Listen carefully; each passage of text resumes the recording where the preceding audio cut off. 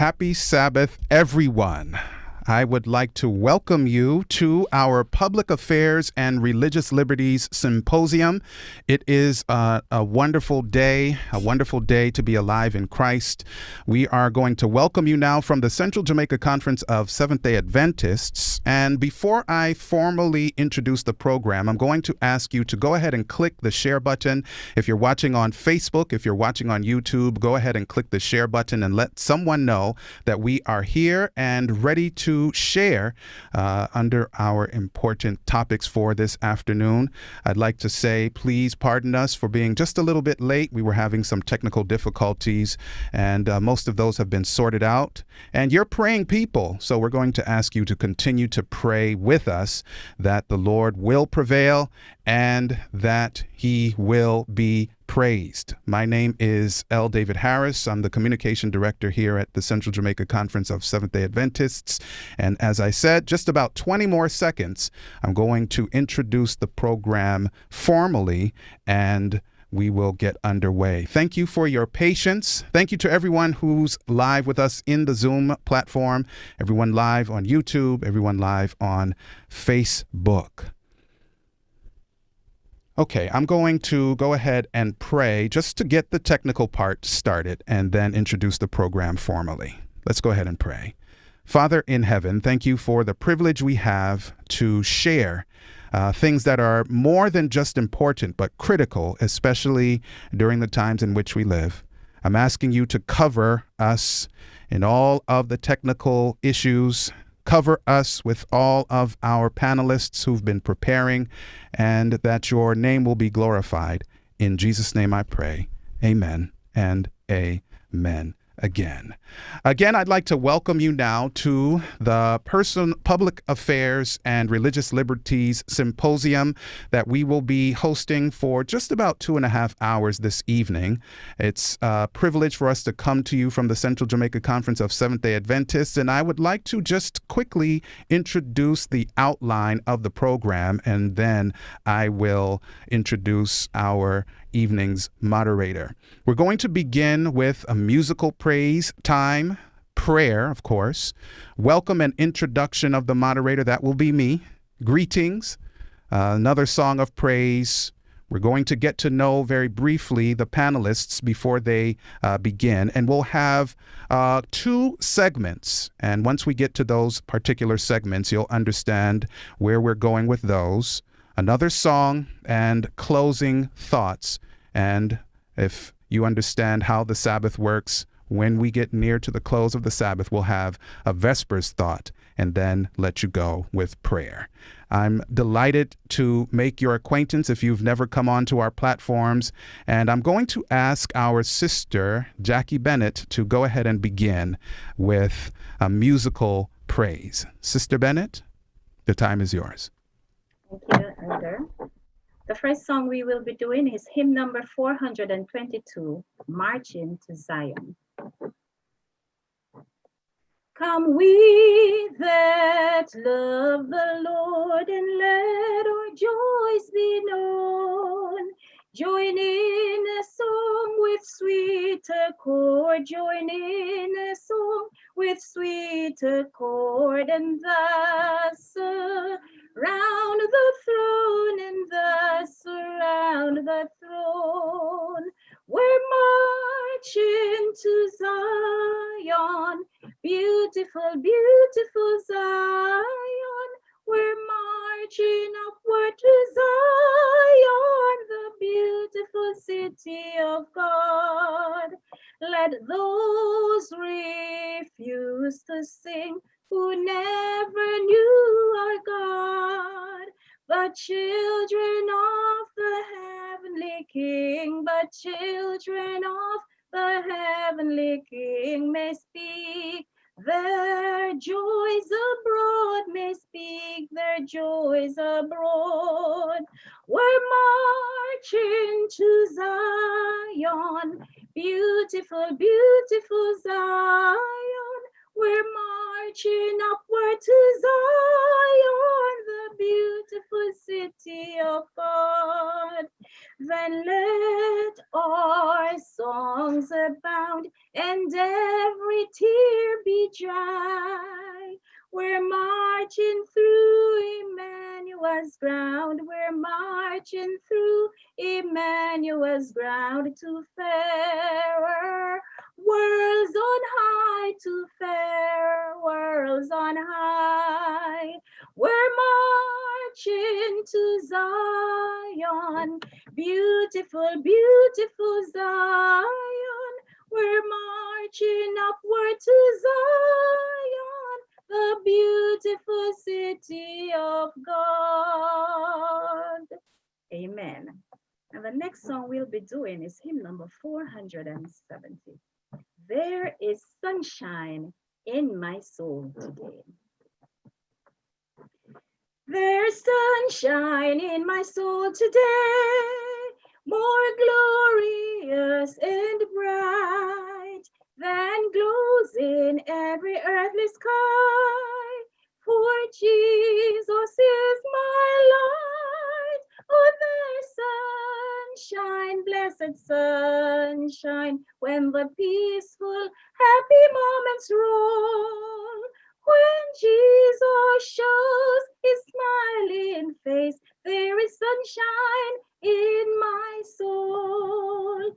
There's music in my soul today, a carol to my King. And Jesus listening can hear the songs I cannot sing. Oh, there's sunshine, blessed sunshine, when the peaceful, happy moments roll. When Jesus shows his smiling face, there is sunshine in my soul. There's springtime in my soul today, for when the Lord is near, the dove of peace sings in my heart, the floors of grace appear. Oh, there's sunshine, blessed sunshine, when the peaceful, happy moments roll. When Jesus shows his smiling face, there is sunshine in my soul. Oh, there's sunshine, blessed sunshine, when the peaceful, happy moments roll. When Jesus shows his smiling face, there is sunshine in my soul. Thank you so much. God bless you. Amen. Amen. There's sunshine in our soul, and I'm so thankful that God is that sunshine. I'm going to welcome Pastor Billy Watson, the conference treasurer, to come and share an opening prayer. Let us pray. Oh, gracious, loving Heavenly Father, we thank you for the privilege you have afforded us, the freedom to express ourselves in the context of religious liberty. We thank you for the opportunity we have in our island home, and we want to ask that you continue to open up ways so that freedom to worship, to praise you, will always be afforded us. We thank you for the Religious Liberty Department of Central Jamaica Conference, and for all those who are here in this symposium, and those who are listening and on the other media. We ask, oh God, that you will bless us, and that with this freedom we'll act responsible.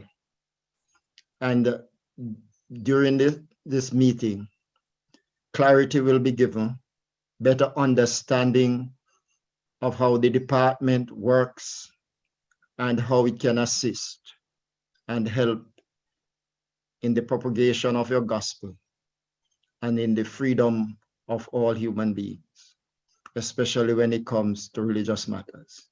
So now, Lord, lead with our panelists, lead our moderator, and may your blessings be upon us as a church and upon your people as we worship, praise you, and express openly our love and service for you. We pray in Jesus' name. Amen. Amen. Thank you, Pastor Watson. I would like to welcome you now by sharing what our caption for this afternoon is: Voices for Rights and Religious Freedom. Voices for Rights and Religious Freedom. There are many persons around the world who would love to enjoy the blessing of the liberties that God has afforded us, but there are challenges at times. And so it's appropriate that we would share with you again, Voices for Rights and Religious Freedom.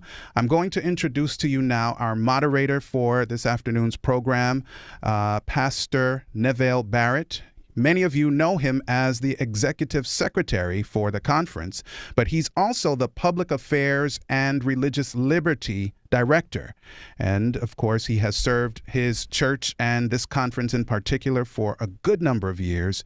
And I'm thankful that he and the team have given us this opportunity to share in this program. So I'd like to welcome you, Pastor Barrett. Go ahead and unmute your microphone, sir, and the floor is yours.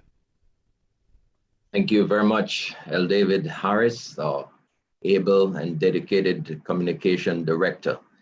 And I want to join you, sir, in welcoming our brothers and sisters and our friends to this very important public affairs and religious liberty symposium. And you clearly articulate the theme, Voices for Rights and Religious Freedom. I will get back to that in a little bit, but we have in our midst the president of Central Jamaica Conference, one whom the Lord has given the responsibility to provide leadership to this great conference, Pastor Levi Johnson. We welcome you, Pastor Johnson. This time we invite you to share a word of greetings with the brethren, then we'll get back to the meat of the matter. Pastor Johnson, our president.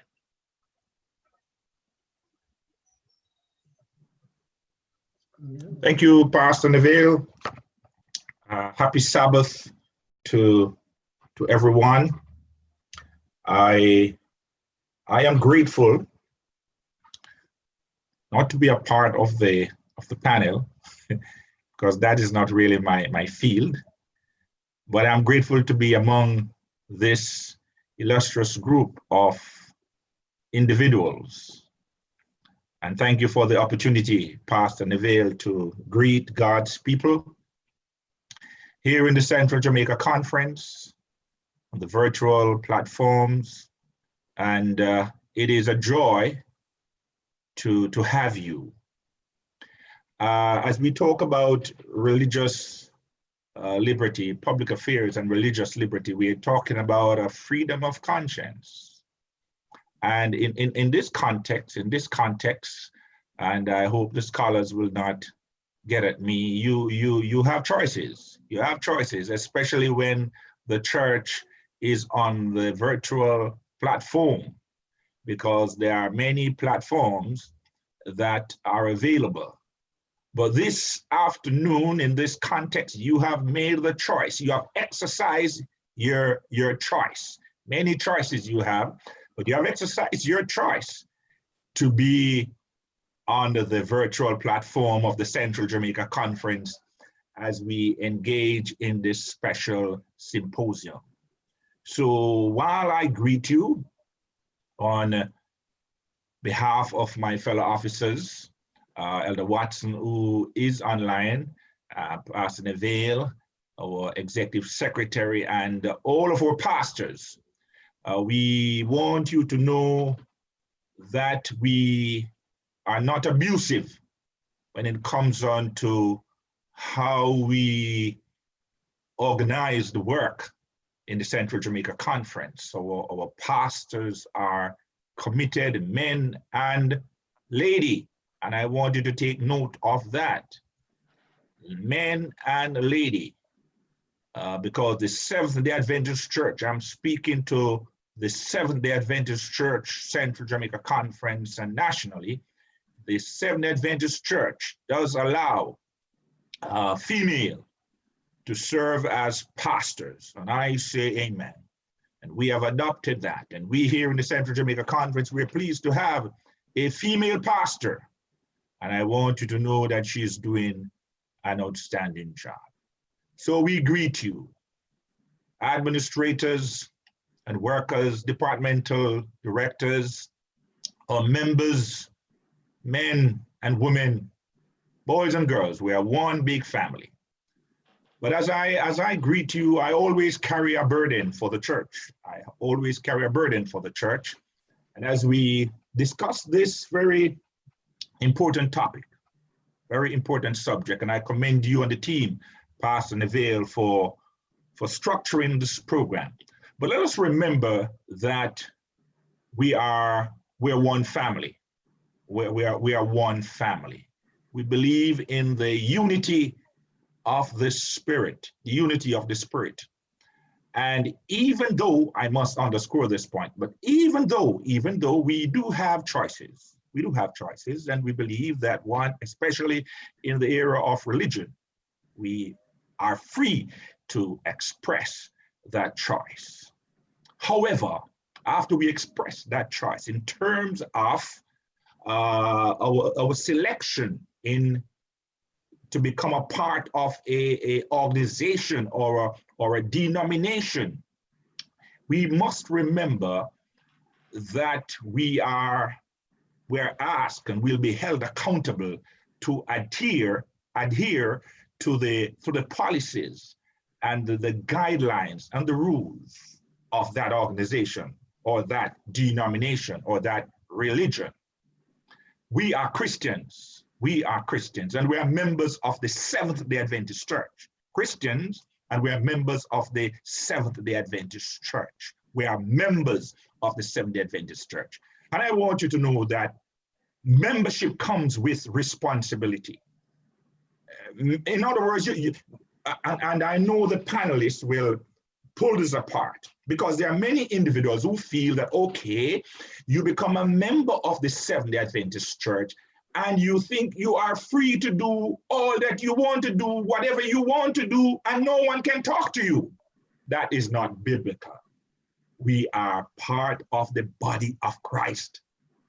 And we ought to ensure that each member is respected. Come on, each member must be respected. And we do practice that here in the Central Jamaica Conference. However, brothers and sisters, because you have the power of choice, if and when, for whatever reason, you feel that you cannot or you can no longer conform to the principles, the teachings, the guidelines of the Seventh-day Adventist Church, then the same choice that you made in becoming a member, you need to exercise that choice. Can I say amen? Choice, freedom of choice. We believe in that. But do not think that this freedom that you have will cause you to create animosity and division in the church. Hey, division in the church. We all as members must maintain the unity of the Spirit, not inspect the unity. Am I talking to you? We are not to inspect the unity. Unity must not be inspected. Unity must be respected and be kept. We must maintain it. All of us, pastors, men, women, our youth, our officers, all of us must maintain the unity of the Spirit in spite of the freedom that God has given us. I know we are in for a treat. Welcome, and may God bless all of you. Thank you very much, Pastor Johnson. We appreciate that platform, which we will continue our discussion this afternoon. Thank you very much. Voices for Rights and Religious Freedom. Ladies and gentlemen, many times people feel that there are infringements upon their rights and their religious freedom is compromised. Today, we have a panel of religious medical, and legal minds who will help allay our fears and put things in their proper perspective this afternoon. Before I introduce our panelists, however, I will make a statement or two, which I am sure our panelists will elaborate on during our discussion. First up, the Public Affairs and Religious Liberty Department is one of the oldest ministries in the Seventh-day Adventist Church.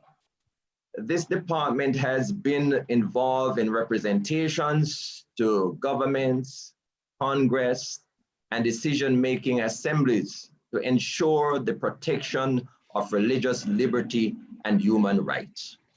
We believe that the fundamental principle of freedom of religion is a basic human right and cannot be granted or removed by government or individuals. I'm sure our lawyers and our religious mind will explore that for us this evening. Therefore, ladies and gentlemen, our objectives are to educate our audience regarding their rights and to assure them that as a church, our voices will be heard on behalf of those who are vulnerable in our society. Ladies and gentlemen, our panelists are Mr. Nigel Cope, a Communication, Public Affairs and Religious Liberty Director of Jamaica Union Conference of Seventh-day Adventists for over 14 years. During this period, he made significant contributions to the positive image and repositioning of the Adventist Church in Jamaica. He carries responsibility of being the official voice, media spokesperson rather, for the Seventh-day Adventist Church in Jamaica. He is the director of the NCU Media Group, currently serves as chairman of the National Religious Media Commission, and holds membership in the Press Association of Jamaica. And the Society of Adventist Communicators in North America. He is the current Secretary General of the National Religious Liberty Association. He's the husband of Bobette, the proud parents of Chad Anthony and Ramoy, Mr. Nigel Cope. Our next panelist, ladies and gentlemen, you know, I spoke with him and he said, Pastor Barrett, I'm gonna make it very brief. 3 things I want you to say. And I'm being obedient. I'm gonna say those 3 things. Hello, Wendell Wilkins, an attorney at law, an expositor of religious liberty, and a follower of Jesus Christ. We welcome Elder Wendell Wilkins. Our third panelist is Mrs. Sadia R. Bernard, ESQ, is the founder and managing partner of the Roach Bernard PLLC, a full-service law firm headquartered in Valley Stream, New York, Long Island to be exact, with an affiliated branch called RB Caribbean in Kingston, Jamaica. And when we sort her out, we ensure that we get a good mix. We want an international perspective and a local perspective. As a result of that, she's licensed in both the USA and the Caribbean. She's often advised on cross-border transaction in both regions. Mrs. Bernard has been a practicing Seventh-day Adventist for more than 22 years. She's an active member of the Jamaica Seventh-day Adventist Church in Queens, New York, supporting in many ministries. She's also served as one of the outside general counsel for the Northeastern Conference of Seventh-day Adventists, Queens, New York. Studied at JD Northwestern University School of Law, and a senior editor, the Journal of International Law and Business, and has been a member of the American Bar Association, New York State Bar Association, Nassau County Bar Association. She served as the executive secretary of the Seventh-day Adventist Church Attorney Association in the Atlantic Union Conference between 2006 and 2008. We welcome Mrs. Sadia Bernard. Our next panelist is Dr. Orlando Thomas, a graduate of the University of West Indies, medical school that is, and a certified functional medicine practitioner. Is a general practitioner for over 15 years, a member of the Medical Association of Jamaica and the Institute for Functional Medicine in the United States of America. Is a founder of Thomas Medical Center, an elder also at the Bendon Seventh-day Adventist Church here in St. Catherine. He served the church in various capacities, including giving hundreds of health lectures, community clinics, and health crusades all over the island.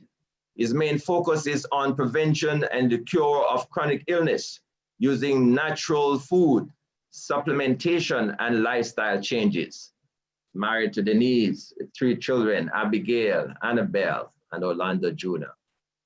A final panelist, ladies and gentlemen, is one is well loved by us here in Central Jamaica Conference. All of our panelists are loved by us, but I say that because he served here Central Jamaica Conference. Pastor Chambers is an assistant professor in the School of Religion and Theology at Northern Caribbean University, one who had given 11 years of service to Central Jamaica Conference as a conference director and district pastor.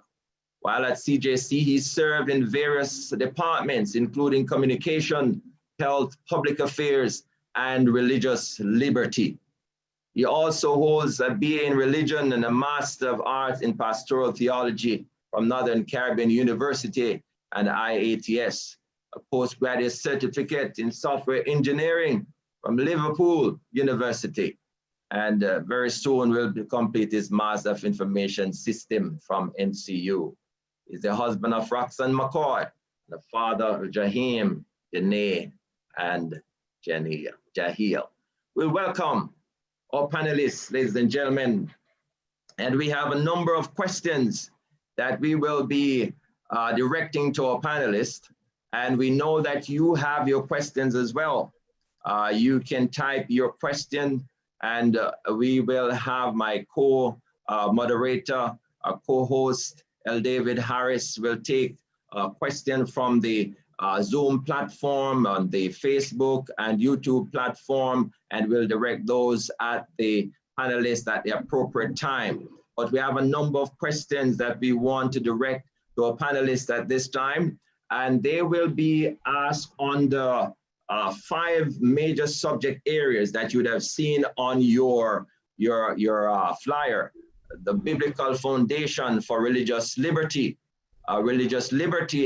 and the states, religious freedom and human rights, your health and religious freedom, the mark of the beast and religious liberty. There are some relevant questions that we seek answers for. And these are the individuals who will help us to supply, or will supply the answers to these questions. And so we go with question number 1. What is religious liberty, ladies and gentlemen? And did Jesus defend religious freedom? It's a relevant question. We need to start, we have to begin at the Genesis. What is religious liberty? And did Jesus defend religious freedom? I know we have, yes, go ahead. I want to say that religious freedom started from in the Garden of Eden. God made Adam and Eve, and he gave them freedom to do what they please. They had choices. And it's for that very same reason why we are where we are now. So it started then. And you know the process of sin and where it has taken us. And Jesus, on a number of occasions, I believe when he was on earth, exercised religious freedom. I can recall the story of the rich young ruler that they refer to. That's what they call him. And when he told him to follow him, sell all he would have had and follow him, he decided to turn away. Now, Jesus did not basically force him. He allowed him to go his way. In calling the disciples, I'm sure he just said, follow me, just as how he had said to that rich young ruler, follow me. And he followed him. But our biggest freedom where Jesus is concerned came by way of the cross. We were set free from whatever bondage of sin that would have existed even afterwards. And I want to say that because he created us, he did not create robots. He created free beings. It is for that reason why each person has the right to choose whatever he wants to, any religion, to choose no religion at all, or to choose to change his religion. So religious liberty in essence is the right and freedom of anyone to worship whomever, whenever, wherever, and however they want to worship. Okay, thank you very much, Elder Cook. Now, I don't know if any of our panelists want to add to what you have shared thus far. We will enfranchise such person at this time. Panelists want to add to that. What is religious liberty? And I know we have our attorneys here as well, so they'll give us both perspectives. I know initially Pastor Chambers, you're about to respond to the question. We will allow you to this time. Thank you, Pastor Barrett, and greetings to the panelists. Elder Cook covered the definition that's there. I just want to add to that the concept of religious liberty in terms of a society is fairly new in terms of a society, as I said. As Christians, we claim a religious liberty, but in terms of it being given to us by society, the United States of America is the first government, the first empire that actually claim to give religious liberty to the people. Most of the kingdoms before that, and empire before that, they had a state religion that others are basically tolerated. But the United States were the first in history to proclaim that they give all the opportunity to worship as they please. Okay, thank you very much. Thank you very much. So let me just ask again. So did Jesus defend religious freedom? That's the tricky part. Did Jesus defend religious freedom? Yeah, that's an interesting question. But oh, do we have Elako? No, this is Wendell. Oh, okay. Yeah. Well then, go ahead. Yes, I was saying, if you look at the character of God and you look at his plan for salvation and how he relates to mankind at a gross level, you will see that he reveals himself to the entire mankind, the entire set of nations and peoples, but he didn't force any of them to come to him and join him as a family. He presents himself with and left it to the choice. As a result of that broad-based freedom that people are given, that we are not robots and we are not pushed or compelled into a relationship with him, then there is freedom of choice. So as a result, not only Christians will, or who call themselves Christians, will be on the road to salvation, but people from other religions and people who didn't even hear about Christ because they had a heartfelt relationship with him. They may not have read the Bible or know about Christ, but their heart was aligned with his principles of love. And therefore, when you look across the cross-section of mankind, you will see different persons relating to God in various ways, showing that freedom of choice. Okay, thank you very much. Thank you. Very good response so far. So on that basis, very clear. Pastor Barrett. Okay, go ahead, Pastor Tim. Good. Just to say, in principle, Christ promoted religious freedom, as Ella Cook had mentioned, but in terms of defending it, I don't see any biblical record to suggest that he went into Caesar's palace and announced that he wants religious liberty for all the Jews or for the Christians. So, you know, I just want to make that clear. Okay. Based on our modern definition of religious liberty in principle, he would not have had to do anything like that. Well, the record doesn't show that. But in terms of in general attitude and teaching, he promotes freedom of religion. Very clear. Thank you very much. Want to move on to a question. After this one, I'll have to take a special item of music that I should have taken earlier on, but I want to direct this question, get some responses from it. In light of what we have said, we understand the biblical perspective there from Old Testament time on what Christ did while he was here. And it's very clear that we have our freedoms and our rights, etc. in, inalienable rights, that is. But here is a question: is there a line of demarcation between religious liberty and the rights of the state? It's a question I want us to respond to. For example, was the government decision to close the church during the early stages of COVID-19 a violation of religious freedom? There are people who articulate that and are very passionate about it. Let's get some feedback to that question. Is there a line of demarcation between religious liberty and the rights of the state?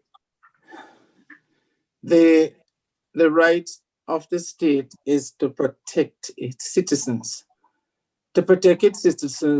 from any health hazard, any natural disasters, hurricane, earthquake, whatever, from external forces such as any attacks from other countries, etc. I don't believe that what the government did was in any way an act of trampling on our religious freedom. They were not saying, we are saying to you, you cannot worship, or you should only worship a particular day for the safeguard and keeping and health of the nation. They were basically saying, when you congregate together in clusters, there is a strong possibility. And the evidence came, I believe, of some church in South Korea and elsewhere, because once people were close together, shaking hands, hugging, the regular way we meet and greet and we socialize at church, there was a strong possibility that the COVID-19 could have been spread. So in my opinion, they did not randomly come and say, we are saying we should not worship then, whether on a day or we should not worship at all. The reason why they had asked, and to be frank, the government did not say church. They were particular in not saying it. In fact, the Prime Minister and others met with the umbrella group of churches.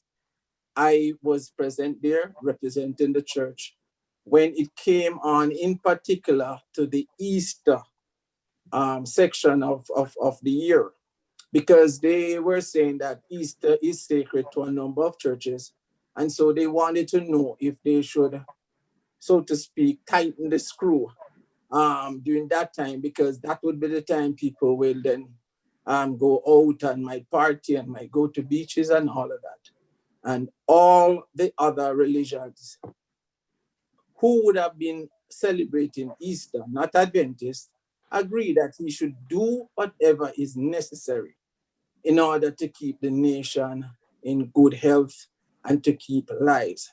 So I'm saying, just like essential services, where our main concern is the saving of lives and property, where in our saving of lives and property, we will ask people to work, for instance, like doctors and nurses, etc.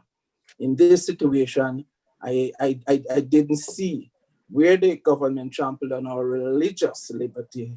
They were actually protecting it.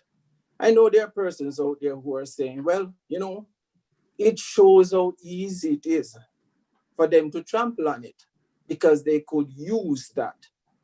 But this was a genuine situation whereby our health was at risk if Okay. they had allowed large congregation to operate, and it Okay. didn't happen. All right. Thank you. We're going to take Dr. Thomas. Dr. Thomas has a point, but I note Dr. Robert Wright comments that religious liberty was overridden on the point of the greater good. And I can agree with that. Dr. Thomas. Yes, a similar point that yes, religious rights were breached, they were suspended, but it was suspended in an attempt to protect another right we have, which is the right to life. And the most reasonable person would accept that was a reasonable decision. And it probably would arise when the government begins to suspend it for arbitrary reasons. But in this instance, we would have been accepting of the decision to suspend our rights in part to protect life. That's reasonable. Okay. Thank you, Doc. Any other response to that? Yes, I have a response. Thank you so much for, I'm delighted to be a part of this symposium. I just want to say that there's a bright line between religious liberty and the liberty for one to practice their faith and the rights of the states. And it's important for this demarcation to be there because it is one of the bedrock marks or values of our society in terms of the people being able to enjoy their rights. In the context of a crisis, as we have seen in the COVID-19 pandemic, it is clear that courts and government officials were balancing between the rights of the people, the religious liberties of the people, and also the interest of the state to prevent unmitigated spread of this disease and the impact it could have on the society. And so we saw where in the United States, where persons and churches brought the matter before courts here in the United States, and we saw where really churches were prevented in some states from having meetings and holding church in many states, and in other states there were more liberal rules. I think that Dr. Thomas is right in that in some cases it's a balancing act, and here, especially in the context of a crisis, we must be able to look at these liberties that we have and ensure that they're not arbitrarily being denied by any governmental official or any body. And so in this case, I think that for in different contexts, that it is clear that the public health crisis may have outweighed in some cases the abilities of persons to be able to congregate and to have church in the manner and way that they're able to. But in many cases, we have other options that are available, such as, you know, the forum that we're on here. A lot of persons resorted to online streaming and to use in different kind of forms to be able to exercise their right to be able to meet and to be able to practice their religion. So sometimes when you have these kinds of crises, we have ingenuity and that appear that provide options for us to be able to utilize and to be able to enjoy our faith and practice our faith. Very good point, and commend the panelists so far. So if I may just add a quick point here. Okay, go ahead. If I may add a quick, from the definition of religious liberty, which is the freedom to choose one's religion according to your conscience and to change it, that conviction, to another if you so desire, then there, strictly speaking, no interference with that, because the state was not telling you that you have to change your religion or you cannot have a religion. Yeah. What was happening is the manifestation, how you practice your religion. So we have to make a distinction between the two. But if you look at the Bible tells us, there are going to be times when we cannot worship in a particular manner. We cannot worship at a particular place. But it does not mean that the plan of salvation is being destroyed, because what is important is not the place of worship. It is your relationship with God, because you can, in attendance at church, at a building, a place of worship consistently, and you are lost. So what we have to focus on, especially in the end times, when there are going to be restrictions as the satanic attacks increase, is your personal relationship with God. And therefore, the fact that the manifestation of your choice of worship may be restricted or modified because of the danger to health or life is something that we have to appreciate as not really interfering with the core of your choice of your religion and that freedom to change from that choice as you wish. Thank you, Elder Wilkins. I appreciate that. So we have basically dismissed the myth that it's a case of infringement on one's religious freedom, but that we're able to worship just the same, just different location. Pastor Chambers, go to that final question and move to another one. Yes, sir. I'm agreeing with Elder Thomas that there was an infringement. Okay. But so is it when there's an hurricane and the government says stay inside. Okay. Right? Okay. Same infringement. First of all, let me say this, and I'm watching the comments in the chat. As a church, based on Bible, we must always see the government as a servant of God. And that's Bible. 1 Peter chapter 2, Romans chapter 13. The government is a servant of God, and we are to render to Caesar what belongs to Caesar. And of course, this is a discussion about the fact that to hinder worship does belong to Caesar. Now, we do not operate by suspicion. Yes. We do not operate by suspecting the motive behind why the government is doing what it's doing. We operate based upon what the Bible teaches. And in this case, I'm seeing a lot of my brethren operating by suspicion. They are trying to suspect what the motive is to say that the government brought in COVID to give a reason, justifiable reason to impose our rights. That is not Bible. We must first primarily accept the government as an agent and a servant. And that's what Jesus did. He says, render to Caesar what is Caesar and to God what is God. And so, yes, the rights have been infringed for a while to protect, as Elder Thomas says, the greater good, which is the life of all of us. Thank you very much. Thank you.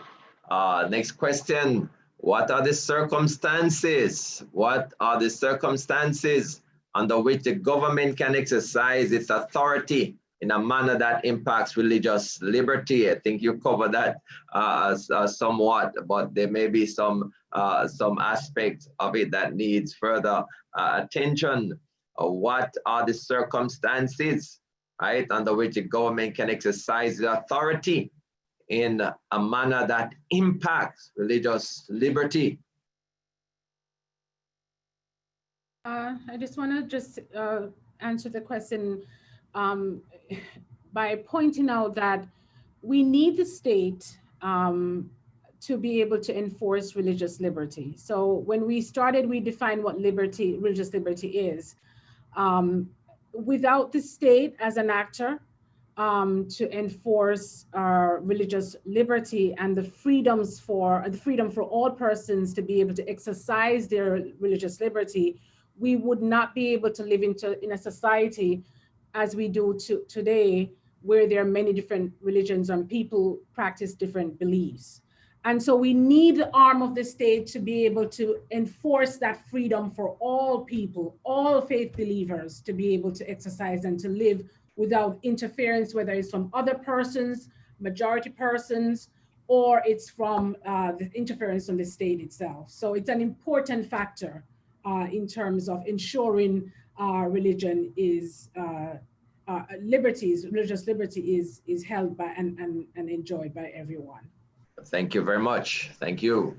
Now, if I may add quickly that go ahead, 70% of the population of the world now do not really enjoy religious freedom as we know it, like in Jamaica.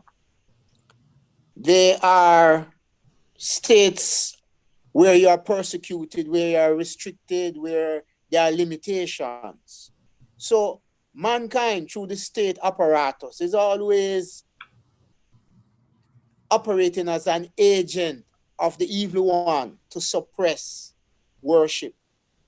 And therefore, you will find that laws will be made from time to time, and that is prophetic, to restrict religious freedom and worship.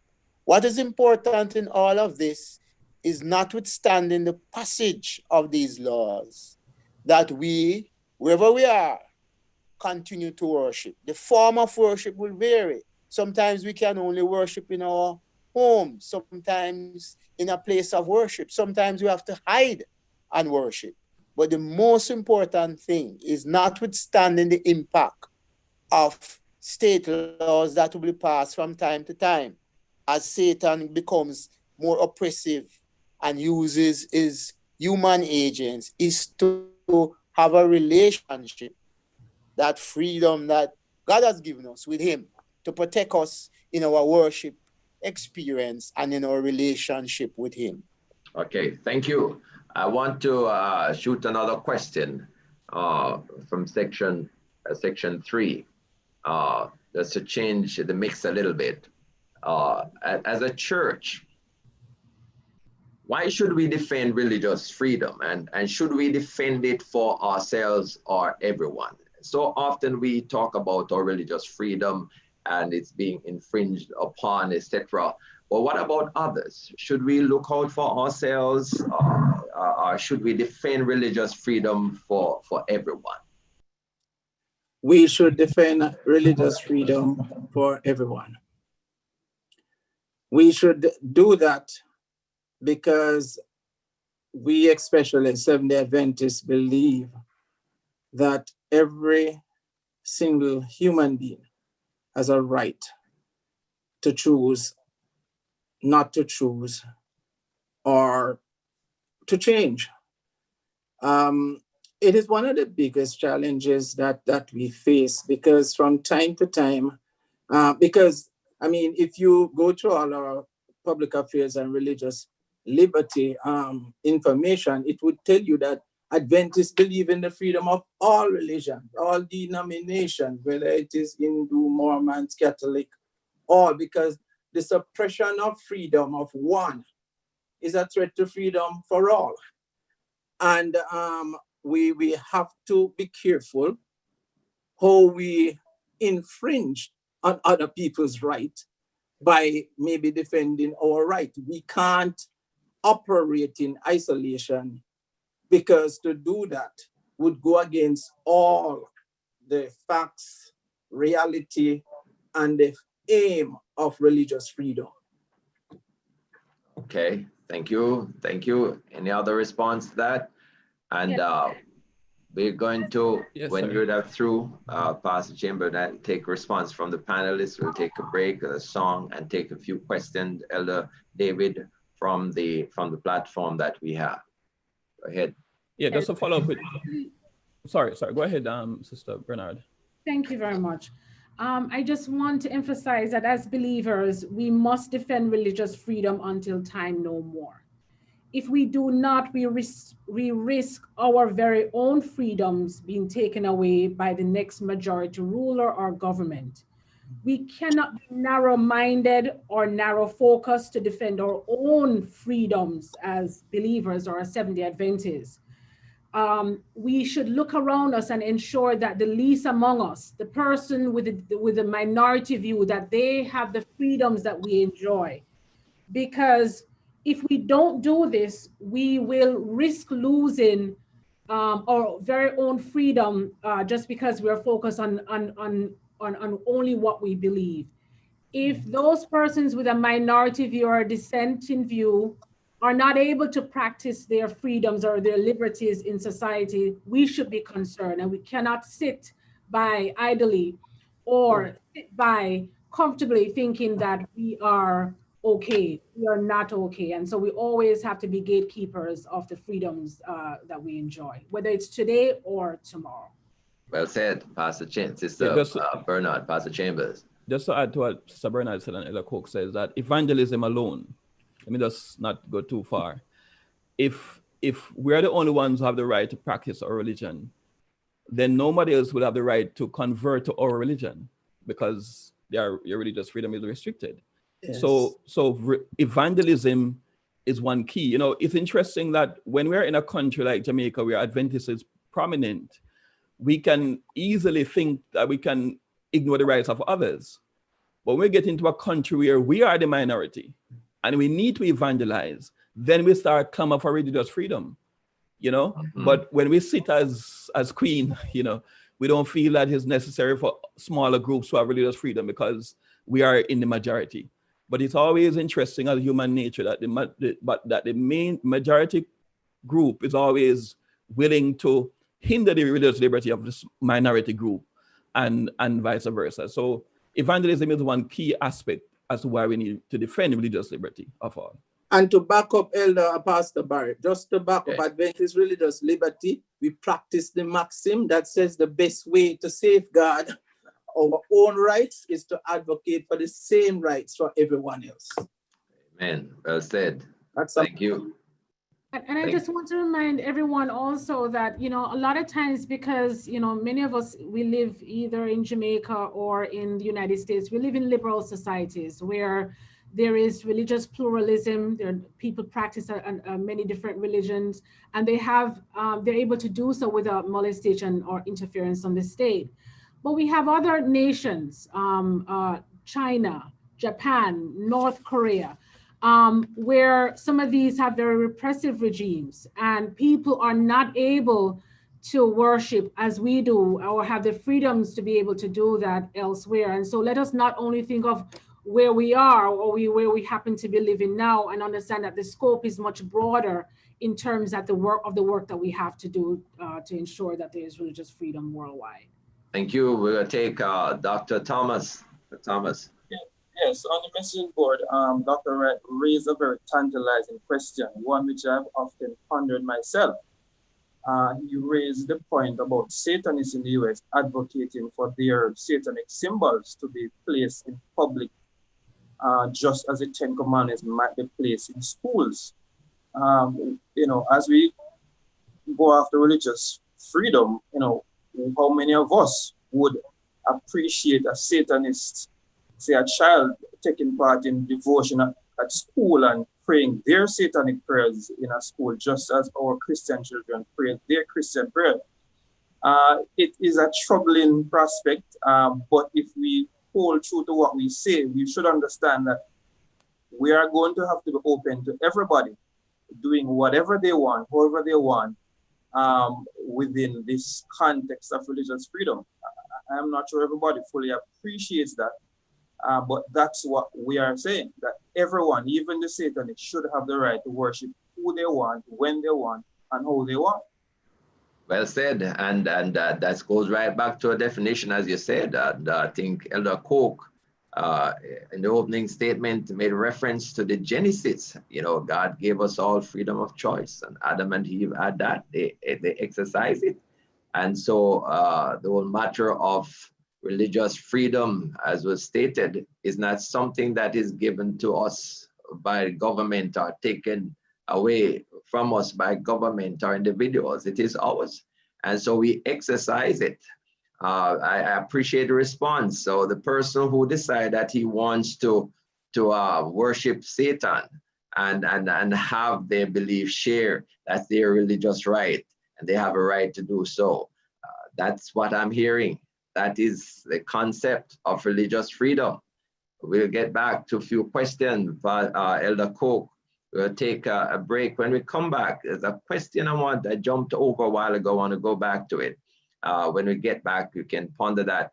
What are the dangers? Because our church has been open and we're closed rather, and we're reopening our churches. What are the dangers and legal consequences if a church reopen and breaks the protocol, government protocol? What are the legal implications? We'll get back to that in a jiffy. We'll take Elder Cook, we'll take our special music now, not Elder Cook rather, Elder Davis. Could you take our special music as well as a few questions from the platform? Yes, sir. Thank you, Pastor Barrett. Thank you, panelists. We're going to welcome to the fore our brother, Fred Robertson, from the Spanish Town Seventh-day Adventist Church, a very gifted saxophonist and musician. Brother Fred, go ahead and enable your device and share with your brothers and sisters here.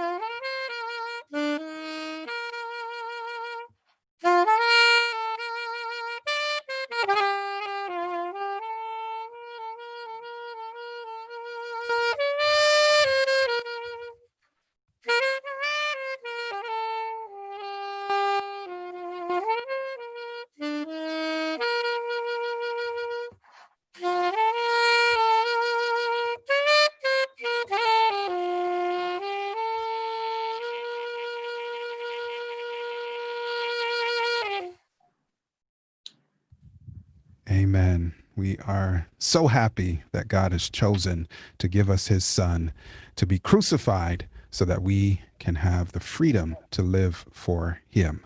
Thank you, Brother Robertson. I know that you have to move on to another engagement, so thank you for the time. Pastor Barrett, we have persons waiting to share questions here in the Q&A on Zoom, and periodically we may see in the social media feed. So if you instruct me, I'll do exactly what you asked me to do, sir. Okay, we'll take about 3 of those questions, and we want to take the question based upon the areas that we have covered so far, questions that are relevant to those areas. Okay, sir. One that fits in a way, is about the flexi work week. And of course, this is in Jamaica land we love to those who are watching from around the world. It's a question about what recourse we may have, considering the state may have something to say about when we work and if it has an impact on the state. So how do we relate to the flexi work week? It's a question to our panelists. Wendell, I think we went through this flexible work week situation on it, so I'm expecting Wendell to respond. But let me just start off by saying that one of my biggest disappointment, I would say, with my church at the time was when we were looking at the flexible work arrangements. Because in going around to the various churches, or in all the conferences I covered, there were brethren there who were believing at the time that the flexible work arrangement that the government was introducing was actually Sunday law or relating to the Sunday law. But what it had in it is that, and what we realized is that we were technically under the Sunday law, because what was on the books was that there should not be opening of shops and supermarket and work and all of that on a Sunday. It was restricting it. So what flexible work arrangement did was to allow every single day to be a work day. Before flexible work arrangement, Sunday was the day that was preserved, not to be a day to do work or to do any extra thing or for commercial activities. So what flexible work week did was to open up all the days for work. Now, the flexible work arrangement has some guidelines. And one of the specific guidelines that impacts Seventh-day Adventists, and we should work with it, is that there must be a rest day. I don't know why they call it rest, but they call it a rest day in the document. And as Seventh-day Adventists, what we would need to do, if it is that we work somewhere that would have had work on a Saturday, is to negotiate with our employer to get that rest day. Some companies, it's 2 days, right? But to get that rest day be the Sabbath. And so it would not be so much of any infringement on how they work. Now, as it relates to what we are doing now with COVID, again, the government restricts the time because of health, a particular health situation. It is not something that they wish to have in permanent, and you see where they have eased the whole thing. It's a back to work thing. Here, as of I think the 14th, the curfew hours will change.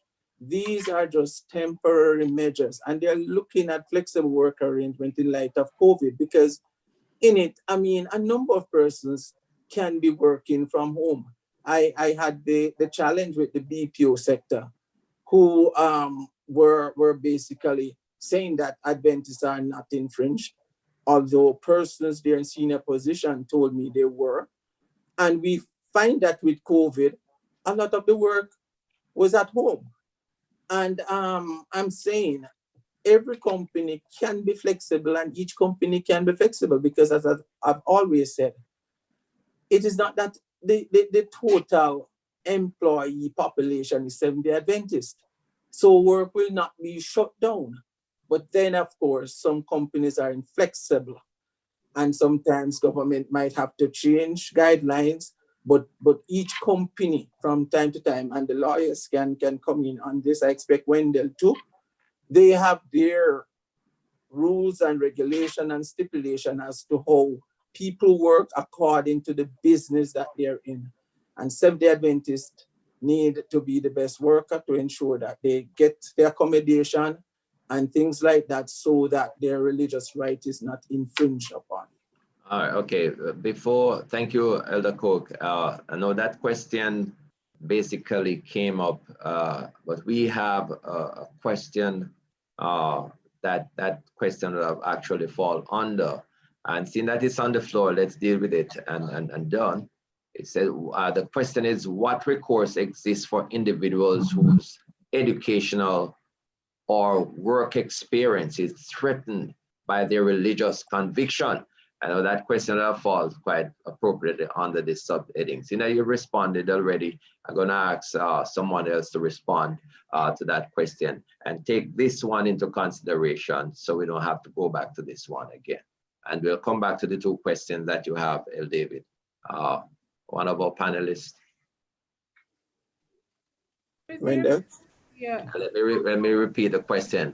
And it ties in with the initial one that was asked about flexi work week. What recourse exists for individuals whose educational or work experience is threatened by their religious conviction? I think the whole flexi week kind of ties into it as well.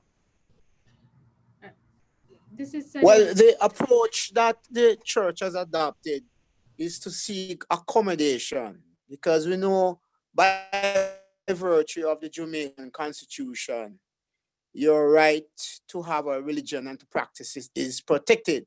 But at the same time, you find many employers are not familiar with this constitutional right, or if they do, they think of their profits more than anything else. So the approach and the recommended approach is to try and work what is called accommodation, where both the employer and the employee seek to resolve the matter by some accommodation in favor of the person who wants to worship on a particular day. And oftentimes that works. If that fails at the level, what you call the local level, then the church will get more involved and see if the accommodation can be had in favor of the worker who wants to worship on a particular day. Of course, at the end of the day, you have legal resort to the courts in a constitutional claim that your constitutional rights are being infringed. And in that scenario, you will be able to ventilate your constitutional right to say you have been dismissed, discriminated against, and so forth. And obviously, that will be a good case to put before the court to set a precedent. But the normal way is to try and negotiate, to educate the employer, and to make it known that you are willing to work, but you must have your chosen day of worship. Before Ms. Bernard comes in, let me muddy the water a little bit. So Wendell, a person knows that a particular bus company operates 7 days a week. And to work with that company, chances are you may have to work on a Sabbath. And the person is a Seventh-day Adventist, goes to the company, applies for a job, but didn't state categorically that he or she is a Seventh-day Adventist. But when the roster is made up for that person to work on the Sabbath, then the matter of my religion becomes an issue. My denomination becomes an issue. My day of worship becomes an issue.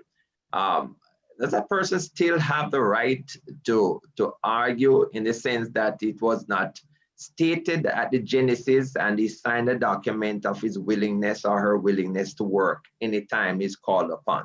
What right does that person has at that time, right, to demand religious freedom of worship?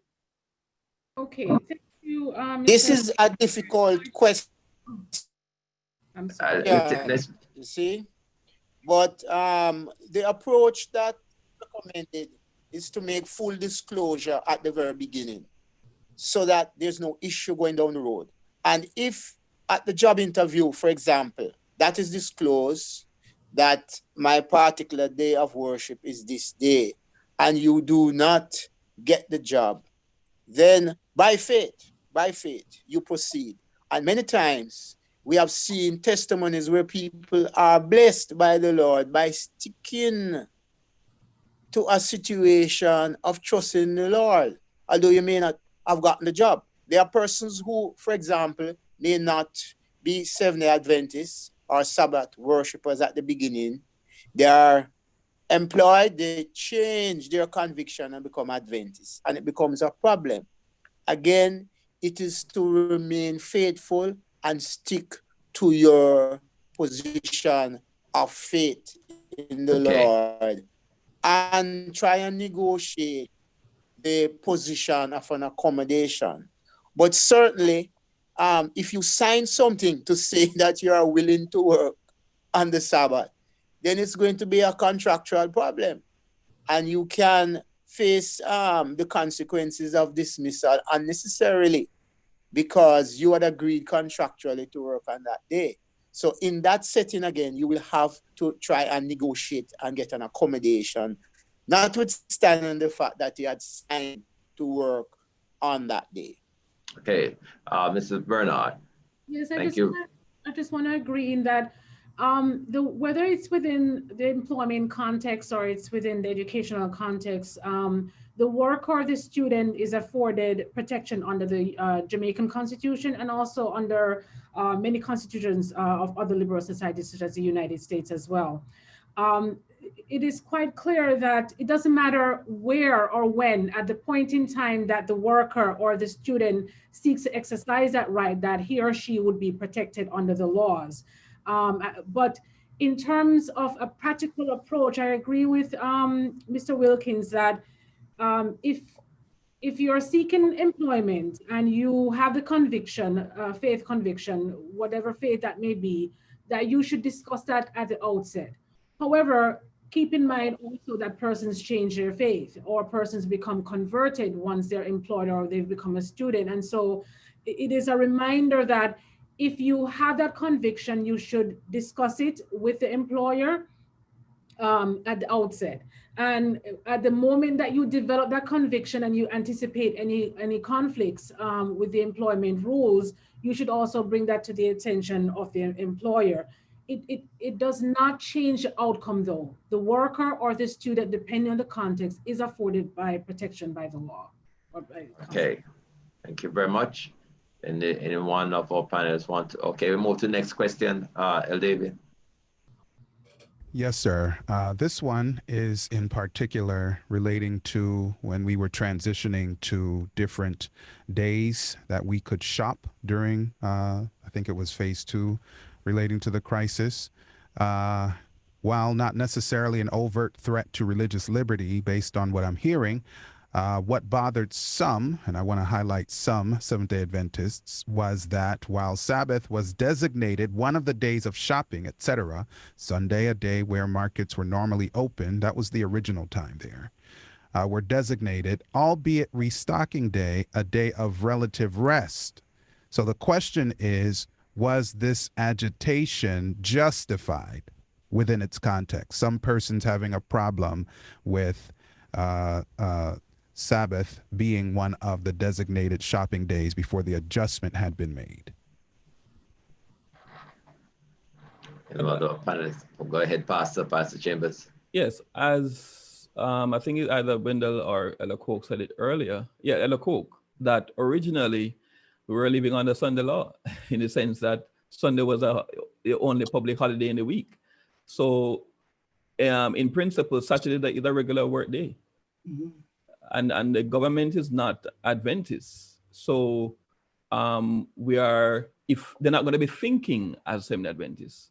So, so if they put that out, then it is our responsibility to respond. And we can see obviously that the government did respond to the agitation that by some of us. Okay. Also, the government had to balance the situation because all of us know that the real and best shopping day for all shop owners, etc., is on a Saturday. Whether it's in the market, supermarket, the stores, Saturday, because that's when most people get their time to go out. If the government had shut that day down, they would have gone into trouble with a whole lot of merchants and companies and businesses and they didn't want that. So they wanted, I could see they were playing the balancing act. As I said earlier, they did consultation whenever they were going to be doing things that they believe would have done some form of infringement. And as Damien said, they are not Adventist. They have to basically, I'm using the words now, play to what society says. What we had to do was to basically work with the situation. And what had happened behind the stage, and it did happen in Parliament when the discussion came up, was that the Sabbath day then was extended. Well, it was extended into Sunday, according to our Sabbath keeping, beyond sunset, so that any Adventists then who would not have gotten through. I remember we commented on it in the newspaper, and one of the things we suggested they did, which was to remove that alphabet thing, like people from A to D, and that was not relevant as we see it. But at the time, we had to advocate for all shoppers. Okay. A number of Adventists, now let me finish, a number of sorry. Adventists were basically complaining that we were playing to the government. No, the statement was we appreciate the extension for all shoppers. That's what we said. We didn't want to say for Seventh-day Adventists. This is a national, global problem. And when we saw the backlash, which even the person who did the demonstration, the solar demonstration got, if we had gone out to say, we are thankful for this for Seventh-day Adventists, again, people would be saying, what, you guys think you are gods? You guys think you're, it would have gotten a backlash. So in thanking the government for it, we had to thank them for all shoppers, because everyone was getting challenges with COVID, and everyone was benefiting wherever the benefits came. So it go right back to what you said earlier, Elder Cook, that in lobbying for freedom, we lobby for freedom for all. It's not just about us, but for everyone. Yes. Final question. Yes, Pastor. I have a live question, if I'm permitted, by voice. No, we're taking those that are typed. Written. Okay, Yes. we're going to do the typewritten one. I'm going to take one more of the typewritten ones.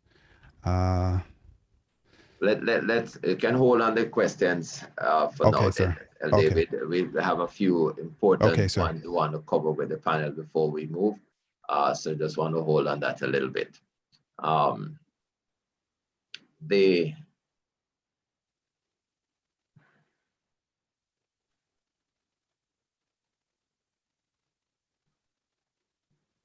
Let me ask this very important question. And I think I introduced an aspect of it earlier on as it relates to going back, the reopening of the church. I mentioned that, right? What are the legal implications? Because there are persons, right, who feel that you should go to church, you don't need to wear the mask, you should just go and do as you normally do. And there are persons that have issues, but the government gave us a protocol so what we ought to follow in reopening the church. There are persons who have their divergent views. What are the dangers and legal consequences if a church reopens and breach government protocol? A question to the panelists. I will take that one. Okay. It is clear that what happens is that the restrictions are coming out of the law. And the law under the relevant order says that you must do X, Y, and Z. And there are provisions in the law that if you breach them, then you can expose yourself to the criminal justice system for prosecution. So it doesn't matter who you are. Once you breach them, church member or not, you are exposed to criminal prosecution, a fine, imprisonment, and so forth. Now, nobody wants to get into that scenario. So it is very important for us to understand what the law says, what the restrictions are, and seek to comply with them as much as possible. But for us in the Adventist church, it will also affect, if we are in breach and it is publicized, our reputation. And as persons who are carrying out God's work, we have to do it in a certain way so that the adversary and the negativity doesn't boomerang back on us to say we are breaching the law and we are doing things on our own. So it is for us to decide whether in going back and reopening, whether we decide to go or we do it online, or if we go, we comply. In addition, you can do advocacy. Nothing is wrong with that. Elder Cope mentioned various times where you have to advocate with the government to say, this is unreasonable or this doesn't make sense. And we are proposing a change, not only for the Adventist church, but for all persons, whether you are a person of faith or not. It is very important to keep it broad-based. So there are serious consequences legally, and of course, there are health consequences on the negative side if we do not comply with the public health protocols. Okay, thank you very much. Well said. I don't know if anyone wants to add to that, but that's well said response. That so all of us as Seventh-day Adventists, we have to pull up our socks. If per chance we had it off, we have to ensure that we follow the straight and narrow. We are persons of the law. We believe that, so we ought to embrace and practice. Thank you very much. And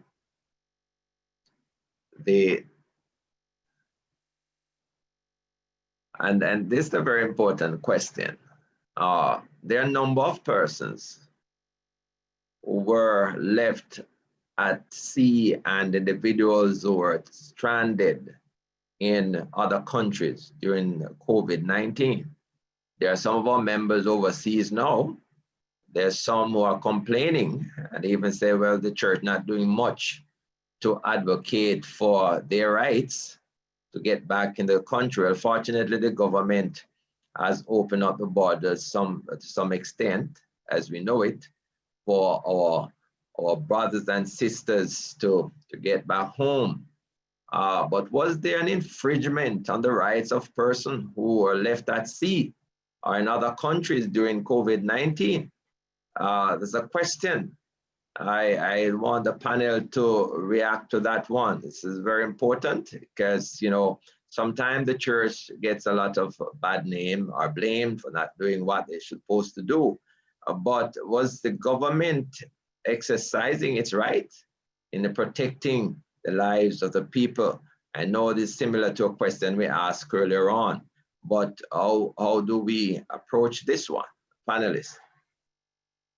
All right, if I may take that one, there is a constitutional right of citizens to return to the country, that is to Jamaica. But if there is a particular issue, you may be caused to return on certain conditions. And in the instant case, we had the virus. So there was no denial or prohibition or a locking out of Jamaican citizens outside the jurisdiction. It is only that in coming back, they are to follow a certain protocol. And to implement the protocol, it took time to plan, to get the human resources, the equipment in place, and all the facilities to ensure that the return does not create an additional public health problem. So there is no prohibition or denial of the return of the Jamaican citizen in the circumstances that we face just now. Okay, thank you. Next question, and panelists, you can respond as we go along. This question is, what are some of the major religious liberty issues internationally impacting the church today? That's a question that I would like our panel to deal with. Pastor Chambers, the Wilkins, the Bernard. You know, there are a lot of global issues and individuals raise concerns about many of them. Can we hear from our panelists at this time? All right, if I may quickly say something here. In certain countries, our northern partners, we like to use the word partners, the certain Christian denominations are very influential, and they influence the officials in government to take a particular stand. And therefore, because of that influence, sometimes foreign policy and even sometimes laws are passed which reflect the belief and the views of these religious groups, sometimes misguided. And because it takes the form of state policy, or it becomes part of the laws of the country, it sometimes has an external manifestation. So that is how aspects of religion influencing the state, and the state reacting by making laws or having foreign policies that externalize and affect others, like here, us in Jamaica here can be affected. That is the position that sometimes you see happening. Okay, a follow up to that, until Bernard or Pastor Chambers, go ahead. Oh yes, there's a document referred to as the annual report on the status of religious liberty in the world. And the document basically categorized different countries into different tiers and register the type of freedom that exists in those countries. I think it's from 1 to 5, 5 being the most, you have the greater experience of freedom. I saw a question somewhere on the chat where somebody was asking a similar question about what type of rights are being infringed in Jamaica, or do we all have religious liberty in Jamaica? It's interesting to note, Ella Cole can correct me if I'm wrong, that Jamaica was not at number 5. I think they were at about number 3 or 4. That there are still some rights that are not, we are not free, entirely free. Persons still get dismissed from their jobs as a result of the day of the worship. Some persons are not able to take exams as a result of the day of worship and so on. But just since you asked a question about the world, for example, the tier 1, where countries are of particular concern, we're basically almost no rights. Like, for example, you have Burma, China, Egypt, Iran, Iraq, Nigeria, and so on. And then you have countries in tier 2 and so on. The United States, interestingly, was not in tier 5 either. I think there are about 4, because there are still some rights that are not given. So it's a document, probably, Pastor, you could probably share with the audience. But if they need specific countries, we can drill down into that. But it's an interesting document to read regarding the rights around the world. And I want you to, maybe before we finish, Pastor, maybe you could touch back on the whole matter. You mentioned it a while ago in terms of persons. And I think Elder Wilkins alluded to it earlier on in terms of education. Persons have to do exams on Sabbath, etc. And if they don't do it, right, they get a failing grade. What system is in place? And I guess Elder Cook can respond to that, by the church to protect its members and to avoid that situation. You can respond to that, seeing that we're on it at this time. Yes, I'll say Elder Cook is the best person to respond, since yes, he will be in it. Elder Cook. You were in it too, David, but I tend to let allow the local level church conference relate to it. And Elder Wilkins and I have dealt with a few. But we went as far as, I think, 2 years ago, to meet with the Ministry of Education, albeit with the former Minister of Education, to relate to it, and they had agreed that they would have gotten some information out to say that there should be like exams or coursework infringing on the Sabbath or any religion. So it could be Sunday. That would have had a challenge. They should make the accommodation, because we have had situations where even persons from overseas, Caribbean student, who I remember he's a Seventh-day Adventist, he had a challenge with it. And after years of back and forth, then they allow him to do it.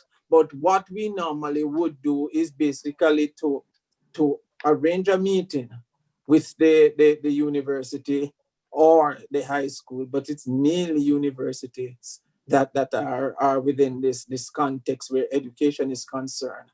And basically on behalf of the student or students relate to it. Last year, or was it year and before last, the time flying a whole lot, we had to even accommodate some Bahamas students here to do their exams because they were having challenges with it there on the Sabbath, but they were accommodated here in Jamaica. And so they were, I think from the ASI people put them up and did the accommodation. So yes, from time to time, we have to do some things to assist the students. Luckily too, they have ADFIL. We have Adventist groups there too. They do some lobbying on behalf of each other. And as I said, they would normally reach out to the church if it is getting really tight. And Wilkins has worked on a couple of situations. Now, one of the things why, and I'm just bringing him back quickly, why we should advocate for everyone. I overseas, I don't remember if it was New Zealand, there was a school that the students, the national exam was set on the Sabbath. And the students, Seventh-day Adventists, were having the challenge. They wrote to the government, they did everything. They were not getting through until a group of students decide to come on their side to say, yes, these people have their rights, and they supported them and they pressured the government and things were better. Guess which group this was of students? Muslim students. Advocated with Seventh-day Adventists so that they could get to do their exams on another day instead of Sabbath. The very reason we should be advocating for everyone, because in the end, some of these groups might just come to our rescue. What we don't understand is that globally, in this big jungle of religions, Seventh-day Adventists is just about 21 million people. And up against the Muslims, billion, or so we are small when you look at the big jungle, but we are advocating for everyone. And in cases where there are challenges, it is not necessarily those inside, meaning Adventists, that have come to the rescue. It is the external or other religions who join with us to ensure that we get it. And so we must advocate for the right for everyone. Okay, thank you. Thank you very much, Elder Coke, Elder David, and we coming back. Since we're going back to our question, let me just quickly correct, just to give a correct report, that the report by the General Conference regarding the World Religious Liberty Report for Jamaica experience, they categorize it under 4 different categories. One, we have institutional freedom, where we operate churches, institutions, and schools. There's government recognition, Adventism is recognized by the government. And regarding Sabbath keeping for students and employees, there are no reports of major problems regarding Sabbath keeping for Adventist students or employees. And freedom to evangelize, the Seminary Church is generally allowed to evangelize freely. So that's the general impression of Jamaica regarding religious liberty. Very good. That's a good report. Now, ladies and gentlemen, the whole matter of vaccination, from COVID-19. A lot of people raise their eyebrows and question on that. We're going to be dealing with that when we return, but we're going to take a break, and we're going to be blessed with a special item. David, when you do that, and we'll take a few more questions from our guests on the other platform, and then we'll come back to the matter of vaccination. Yes, Pastor. At this moment, we were to be favored by Sister Juanita Gooden, and I see that they are still here in the room with Sister Bennett. So, Sister Gooden, the time is yours.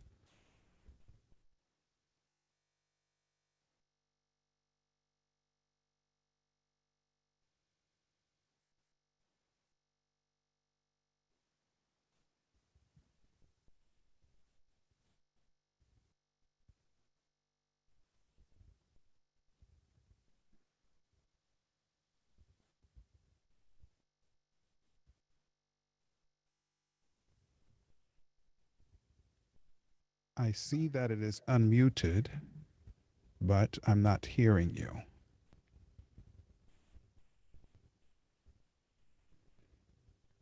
So, Pastor Barrett, we should maybe take another segment, and then maybe you can rejoin Sister Bennett and come right back in. Questions. And there's no hiding place in the crash of the thunder. Precious Lord, hear my cry, keep me safe till the storm passes by. Till the storm passes over, till the thunder sounds no more, till the clouds roll forever from the sky. Hold me fast, help me stand in the hollow of thy hand. Keep me safe till the storm passes by. Many times Satan whispers, there's no need to try. Oh, there's no end of sorrow, there's no hope by and by. But I know thou art with me, and tomorrow I will rise where the storm never darkens the skies. Till the storm passes over, till the thunder sounds no more, till the clouds roll forever from the sky. Hold me fast, help me stand in the hollow of thy hand. Keep me safe till the storm passes by. When the long night is ended and the storms comes no more, let me stand in thy presence on the bright peaceful shore, in the land where the tempest never comes. Lord, I dwell with thee when the storm passes by. Oh, till the storm passes over, till the thunder sounds no more, till the clouds roll forever from the sky. Hold me fast, help me stand in the hollow of thy hand. Keep me safe till the storm passes by. Lord, safe till the storm passes by.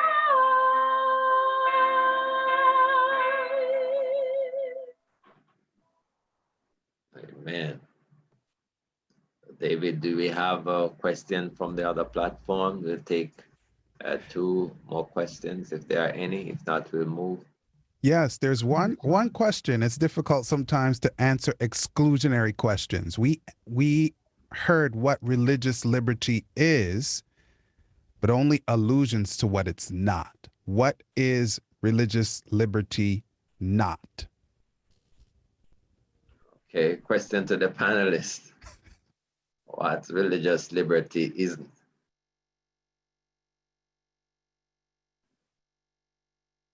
Well, it's certainly not a right to advocate for your belief over another person.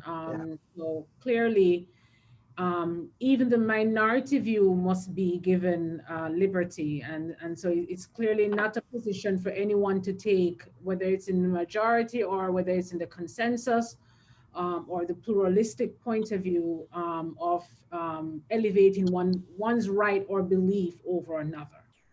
And also, by the same token, the freedom to exercise that right must also not be elevated over another group or denounced in a particular group. So it is leveling the playing field in allowing everyone to be able to exercise, having the freedom to exercise their liberty or their right of religion, whatever the doctrines or the tenets may be, and how they practice it. Okay. It's not a favor from government, but a gift from God. Religious freedom is not a favor from government, but a gift from God. And as I said, persons out there might still believe that they might be saying it's not a right to fight for the freedom of others, but it is our right to do that. Okay. Yeah, it's not the same. It's not the same as the people make it. It's not the same as the freedom of choice and the freedom that God gives to us in terms of salvation and worshiping Him. Religious liberty have to do with what living within a society in this context have the right to worship God. But the freedom to choose is a broader field. Religious liberty comes under that, and it's out of the right to choose that we get religious liberty. But religious liberty, in defining it, in dealing with it, we should put it within the context of relation to. I know that Ella Coke says the government doesn't give it to you, but the government has the right to make sure you have it. The government can't address the matter of your freedom of choice, but it can address the matter of making sure you have the right to worship God, which I don't know if I'm coming across. You're making sense. I was taking it from the context that if the Son shall set you free, you're free indeed. Okay. Right. So let me ask a question. Now you touch on the matter of choice, Pastor Chambers. My choice. I mean, people talk a lot about that. We're coming to the matter of vaccination because there are a lot of people who talk about that in this COVID-19, and that may be the only solution to this pandemic. Dr. Thomas is here, and I'm sure we're going to hear from him. But before we get to that, the whole matter of my choice. Are we free to choose? And does our free choices have consequences? That Pastor mentioned that a while ago about the difference between religious liberty and choices, freedom of choices. I want to get in as much of the question because the time is running. But just elaborate on that a little bit before we move to the next question on vaccination. My choice. Are we free to choose? And does our free choice have consequences? Because everybody will tell you this is my thing. I do what I want when I want. But do we have that freedom? And what are the consequences? Yes, religious liberty. Right, religious liberty has to do with the right to choose God. I think as they talk and as they look to this, I'm able to bring it down. Religious liberty, the right to choose God. But the right to choose other things, for example, you talk about vaccine and to choose which food you want to eat, which clothes you want to wear, that's a different thing from religious liberty. But regarding, of course, rights have responsibility. Because the reason I mentioned that is because look at